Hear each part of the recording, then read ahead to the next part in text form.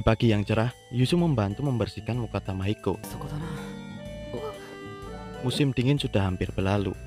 Saat mereka merasakan rasa canggung, tiba-tiba ada segerombolan anak-anak yang mengintip mereka. Dan ternyata mereka adik sang gadis kemarin. Mereka datang kemari bertujuan meminta Tamahiko mengajari mereka belajar lagi. Rasanya tidak enak jika Tamahiko menolak mereka yang datang jauh-jauh memohon bantuan Tamahiko.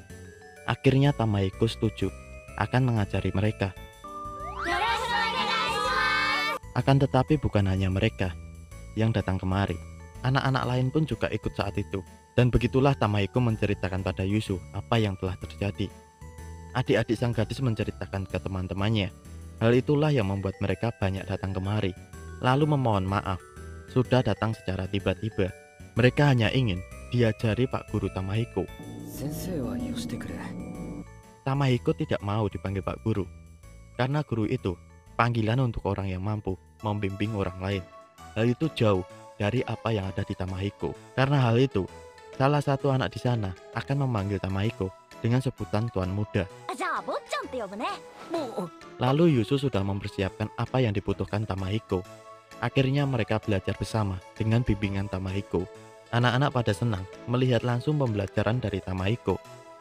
Menurut mereka, Tamahiko sangat pintar. Bahkan pertanyaan sulit jadi terasa mudah. Dengan malu-malu, Tamahiko turut senang bila mereka mengerti. Besoknya, jumlah anaknya terlihat bertambah. Ya karena Tamahiko pintar mengajari. Bahkan Tamahiko saat mengajari mereka tanpa marah-marah dan baik orangnya. Hal itu membuat anak-anak semakin senang diajarkan Tamahiko. もうよしてくれ。 Tamahiko langsung malu-malu dipuji anak-anak, sampai-sampai muka dan telinganya memerah. Yusu saat melihat itu berpikir, Tamahiko sangat hebat, yang bisa bikin anak-anak sampai menyukainya. Di belakang sang gadis berkata, bikin tambah jatuh cinta ya. Tanpa sadar Yusu menjawab, ya pastinya. Dirinya baru sadar, si gadis di belakangnya. Si gadis mendengar, anak-anak sedang belajar di sana. Jadi dirinya kemari membawa makanan. Dengan santainya dia menyapa Tamahiko. Dengan hal itu, Yusu langsung membentengi Tamahiko, menjaga jarak pada si gadis.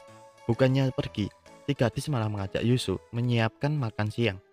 Tamahiko langsung akan menyusul mereka, tapi dihentikan salah satu anak yang meminta Tamahiko mengajarinya. Saat itu mereka membuat makanan, dan meminta Yusu lebih semangat lagi membuat makanan, karena anak-anak pasti tidak sabar dengan masakan mereka. Sang gadis bernama Ryo. Ryo menyukai Tamahiko. Selain itu dirinya juga suka Yusu. Karena waktu Ryo mempermainkan Yusu soal pembatas buku, Yusu bukannya menangis. Dirinya memilih untuk merobek pembatas halaman buku. Keyakinan dan perasaan Yusu terhadap Tamahiko tidak berubah. Tidak ada perasaan ternodai di mata Yusu. Mulai saat itu, Ryo melihat Yusu bukan gadis biasa. Dia wanita yang menarik. Hal itulah yang membuat Ryo suka pada Yusu. Dengan kejadian lalu, Ryo meminta maaf pada Yusu. Dirinya pikir mungkin dia dan Yusu bisa saling akur sebagai sesama istri Tamahiko. Sudah pasti Yusu tidak memperbolehkannya. Akhirnya mereka selesai memasak sushi gulung spesial buatan Ryo. Dan udonnya dibuat dengan injakan khas Yusu. Tamahiko khawatir pada Yusu dan bertanya apa Yusu baik-baik saja. Tapi sebelum Yusu bicara, Ryo menjahili mereka dengan menggoda Tamahiko. Anak-anak sangat suka masakan Ryo. Sushi gulung buatannya paling enak di Jepang. Walaupun Ryo jahil, tapi dirinya terlihat sangat peduli dengan adik-adiknya. Hari pun sudah sore hari. Hal itu membuat mereka menyudahi pembelajaran hari ini, dan mereka pun berterima kasih, lalu pamit pulang. 帰るんだぞ。 Ryo tidak mengerti kenapa Yusu bisa bahagia, padahal Yusu dibeli dengan uang, dan bagaimana perasaan Yusu. Anak-anak sudah mulai pintar berkat Tamahiko pandai mengajar. Desember 1922. Seperti biasa Yusu membersihkan rumah. Saat itu Tamahiko akan membantu Yusu, tapi Yusu menolaknya dan menyarankan Tamahiko baca buku saja dengan santai. Tamahiko pikir lebih cepat kalau dikerjakan berdua. とうございます。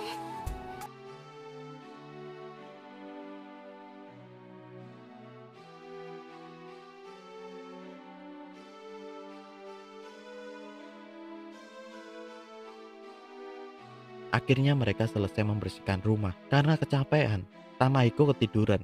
Bahkan tanpa sadar, Tamahiko hampir saja jatuh. Untungnya Yusu dengan cepat menolong Tamahiko.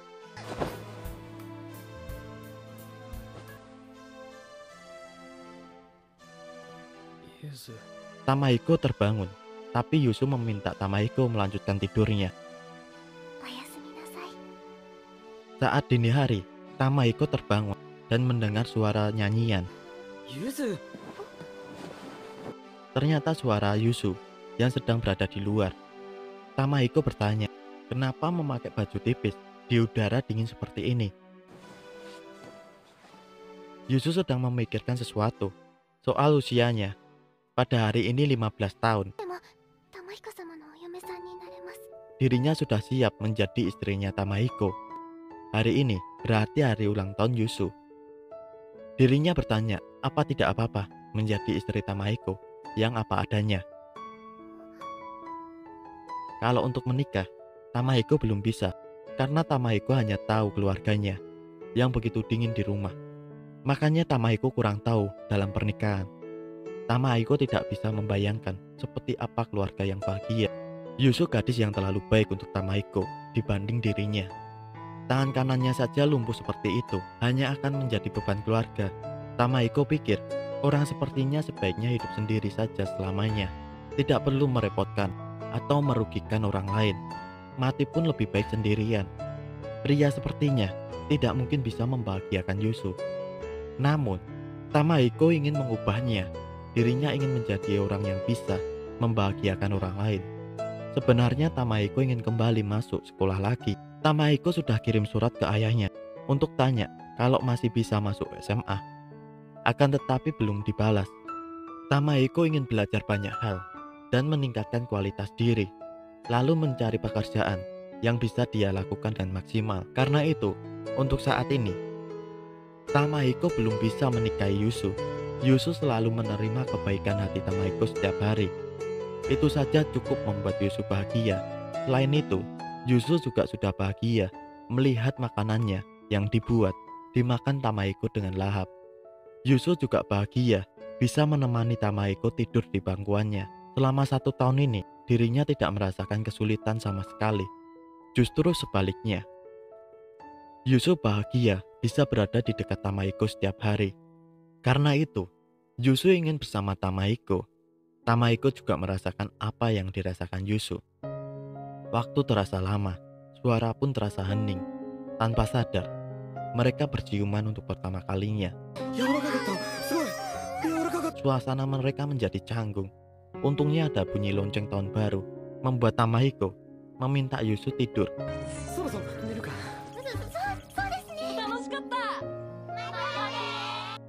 Adiknya Ryo memberitahu Tamahiko, sebenarnya dirinya sangat berterima kasih pada Tamahiko sudah mau mengajarinya belajar. Ini hari mereka akan berpisah, karena dirinya mau bekerja di Tokyo, tokonya yang sangat besar. Tapi terlihat Ryotaro kecewa dengan Tamahiko. Dengan kejadian itu, Tamahiko sama sekali tak pernah terbayang sudah harus bekerja untuk menghidupi keluarga di usia segitu. Tamahiko tidak tahu cara menghibur hatinya. Saat itu Ryu datang ke mereka.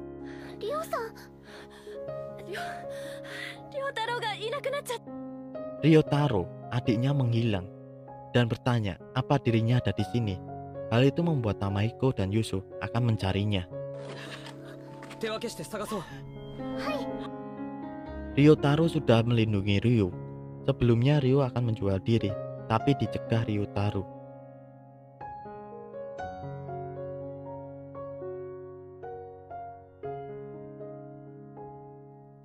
Akhirnya Yusu menemukan Ryotaro yang sedang tertidur.